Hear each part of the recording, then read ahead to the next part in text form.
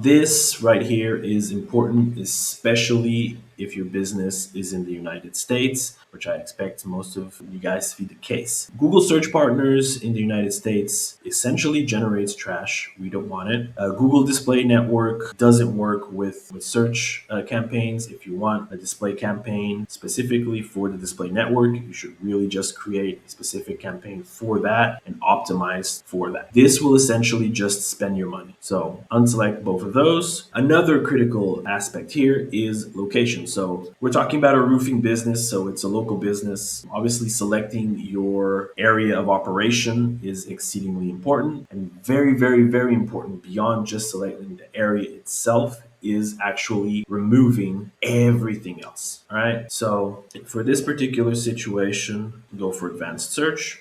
Do that a little bit fast. I select location for this campaign, enter another location. We would select advanced search. In these location options, you want presence, people in or regularly in your included locations, not the one above, which is people who show interest in your location, which means that it can be showing to people outside of your target area. So you want this one right here, that, go for advanced search. So here, what we want is, let's assume that our business is in Houston, Texas, and I want Houston, Texas to be included. Let's check out how that looks. Okay, that's a little bit too limited, but I'll keep it for now and I'll show you guys how you can edit this further. It is very important to keep this up to date and edited, but again, I'll show you how you can do this in a more complex way once the campaign is all set up. I'm going to go ahead and save that and we'll put a pin on it.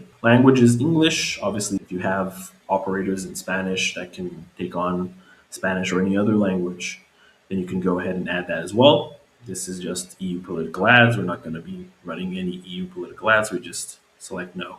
Audience segments is a little bit more advanced, but we can definitely go into this. I believe there's a roofing audience particular. There you go. It's a roofing search campaign, so it goes to show it's just normal to select in-market roofing services. This won't actually have all that much impact on the campaign. It's more like optimization signal for the system to take into consideration so that it can then optimize towards this particular audience. So we'll add that and move on. Leave it in observation, never put targeting. If you select targeting here, it will only show to people in this audience. And at first that might seem like a good idea, but it will reduce the options in terms of who you're showing your ad to dramatically. And this is search, so the ads will only really be shown to people who are searching for the keywords that you select. So roofing installation, in this case, Houston, et cetera, et cetera. So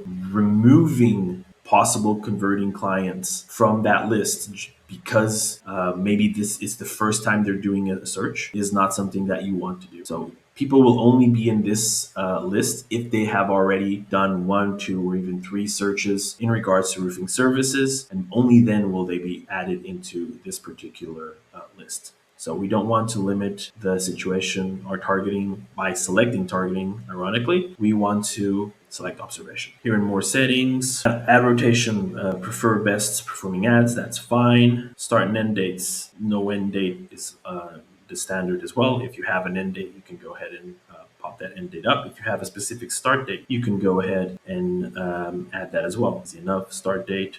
And if you want an end date, you just go ahead here and you select. In our case, we don't have an end date, so I'm not going to put anything. So ad schedule. We at Build Digital, generally, let's imagine that the business is open from 8 to 5 or 9 to 5 or something of the sort. So if it's open from 8 to 5, then we would come here and put 8. Imagine that it is open from 8 to 5, 8 a.m. to 5 p.m. Now, normally what you would do is put 5 p.m. here, but we're not going to do that. We're going to put it all the way up to 59. So right at the end, it's only allows 50-minute increments, fine.